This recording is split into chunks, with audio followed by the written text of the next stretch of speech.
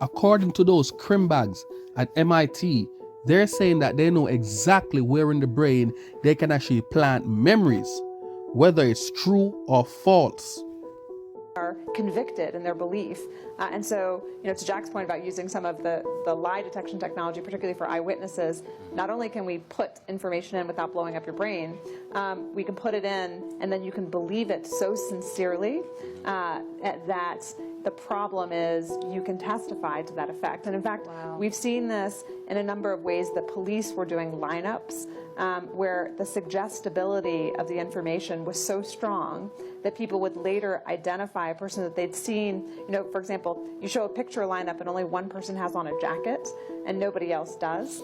And then when you go to the live lineup, because your brain triggered that there was something different about that person, you identify the person who you've just seen, but not realizing that it's because of some difference. And then you've seen them twice, and now you're asked to testify as an eyewitness, and you're so convicted about having seen that person commit the crime, even though that person's utterly innocent, that it becomes a planted memory. And so there's some really interesting research that we can plant false memories in the brain. And in a different context, one of the emerging areas that's really interesting in law neuroscience is pain detection.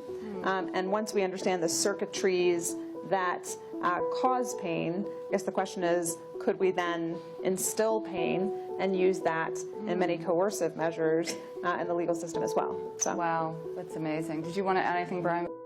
Crimbag scientists, they're saying that in court cases, defendants have been found guilty based on eyewitness. That means that these people claim that they saw what they saw using their own two eyes. However, it's been overturned due to DNA evidence.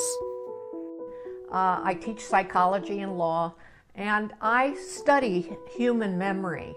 And specifically, what I study is not what most people think of when they first hear the idea of memory. They first think that you're studying memory problems, people with Alzheimer's or people who have difficulty remembering names. But I study the opposite. I study people who remember things that didn't happen or remember things differently from the way they actually occurred. So in one of the paradigms that I've used for studying memory, what we do is we show people a simulated crime or an accident, and then we might try to deliberately feed them some misinformation about what they experienced. So they might see the car go through a yield sign, and we suggest to them that it's a stop sign. And what happens when people are exposed to this misinformation is sometimes they will adopt it as their own memory and become convinced of it. So they'll now tell you, I saw a stop sign. They might be confident about it and detailed about it, even though it's a distorted detail. Then what we did is to see just how far you can go with people. We tried to plant entirely false memories into the minds of people for things that didn't happen. And we were able, through the power of suggestion, to convince people, for example, that they were lost in a shopping mall when they were 5 years old, that they were frightened and crying and ultimately were rescued by an elderly person and reunited with the family, all through the power of suggestion. So what these studies show, and not just studies done by me and my research collaborators, but many other scientists around the world, is that memory is malleable. It doesn't work like a video recording. You don't just record the event and play it back. The process is much more complex. And the take-home message from all this is that just because somebody tells you something with a lot of detail and confidence and emotion, it doesn't mean that it really happened. Bugs are looking to take it a bit further, where they're saying that they will plant memories into the brains of criminals to reduce even their sentencing. Now, they're also going to put the memories that they're going to put in their brain is as if they were actually in the entire prison system and they went through a certain experience. On top of that, they're going to also put memories in their brain of the events that their victims went through. So emotionally, they will have to deal with that as well. Sounds like zero rehabilitation to me still, but Scientists want to implant prisoners with their victims' memories and have developed a way of speeding up prison time in the process. Cognify would treat prisoners like patients, implanting artificial memories and the trauma of experiencing their own crimes from the perspective of the victim. They also suggest that the fake memories could be used to treat people suffering from memory loss or PTSD. Welcome to Cognify, a facility designed to treat criminals like patients. Instead of spending years in an actual prison cell, prisoners could finish their sentence here in just a few minutes. Cognify could someday create and implant artificial memories directly into the prisoner's brain. These complex, vivid, and lifelike memories are created in real time using AI-generated content. Depending on the seriousness of the subject's crime and their sentence, the memories could be tailored to the rehabilitation needs of each subject. The artificial memories implanted by Cognify would be seamlessly incorporated into the existing neural networks of the brain, preventing cognitive dissonance and ensuring the subject experiences the memories as if they were real. The Cognify concept offers a new approach to criminal rehabilitation, transforming how society deals with offenders by focusing on rehabilitation rather than punishment.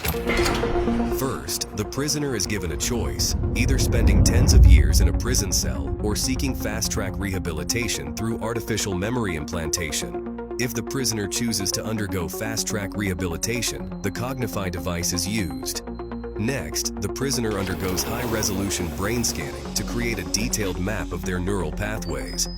This brain map helps guide the Cognify device to target specific brain regions responsible for memory, reasoning, and logical thinking, such as the hippocampus, prefrontal cortex, amygdala, parietal lobe, and anterior cingulate cortex. Once the target brain regions are identified, Cognify is then placed around the head of the prisoner. The intensity and the type of artificial memories is then adjusted depending on the crime. Inside the criminal's mind, time would pass differently, slower than in real life, making them experience years' worth of artificial memories in just a few minutes. Synthetic memories are customized depending on the crime committed and the unique brain structure and psychological profile of the individual. Violent offenders could experience memories that are designed to trigger empathy and remorse, seeing their crime from the perspective of their victim, feeling their pain and suffering firsthand. Some memories are designed to trigger consequences and trauma. Such memories could simulate the long-term consequences of violent actions, such as the grief of the victim's family or the physical and emotional trauma endured by the victim.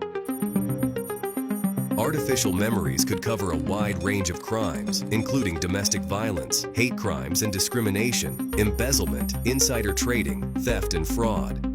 Cognify Emotion Regulation System could modulate neurotransmitters and hormones to induce specific emotional states, such as remorse or regret, which is crucial for rehabilitation. Real-time monitoring and feedback mechanisms could track the prisoner's neural responses throughout the process, allowing the system to adapt and optimize the rehabilitation in real time with new visuals, sensation, and realistic AI-generated content. To ensure the long-term effect of the therapy session, the memories could become permanent, fully integrated into the subject's mind, as if they were part of their own personal experiences. While subjects are undergoing therapy session, valuable data are collected from all the prisoners into a central computer for scientific research, which will help understand the criminal mind and determine the best approach to tackle crimes in society. AI-driven analytics could enhance the device's functionality, optimizing future procedures based on gathered data and insights. Cognify could feature encrypted storage for sensitive prisoner information and rehabilitation data. A compact and portable design would allow Cognify to be used anywhere in the world. It would be constructed with durable materials to withstand frequent use. Its energy-efficient design would ensure long operational life, reducing the need for frequent recharges. It would have the ability to integrate seamlessly with other prison systems, like security cameras and biometric identification.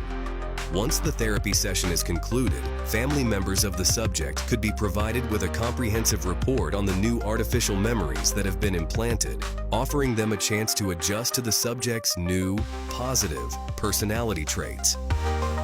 The subject is then released back into society to start a new life away from crimes. The Cognify concept could revolutionize the criminal justice system by significantly reducing the need for long-term incarceration and its associated costs. Traditional prisons require substantial budgets for construction, maintenance, staffing, and prisoner care, including food, healthcare, and rehabilitation programs. By replacing extended prison sentences with brief, intensive rehabilitation through artificial memory implantation, the costs of maintaining prison facilities and supporting inmates could be drastically lowered. The funds saved from reduced incarceration and recidivism rates could be reallocated to other critical areas. These might include education, healthcare, infrastructure development, social welfare programs, or research and development initiatives that benefit society as a whole. By rehabilitating offenders more quickly, Cognify could enable them to reintegrate into society sooner and contribute to the workforce. This increased productivity could boost the economy and generate tax revenue, further offsetting the initial investment in such technology. Successful rehabilitation through Cognify could lead to safer communities, reduced crime rates, and improved social well-being. This could have far-reaching positive impacts on individuals, families, and society as a whole, contributing to a more stable and prosperous future. Apart from treating criminals, Cognify could also be used to treat severe memory loss by helping patients recall their past memories. It could also treat patients with PTSD by implanting positive memories that replace the negative ones.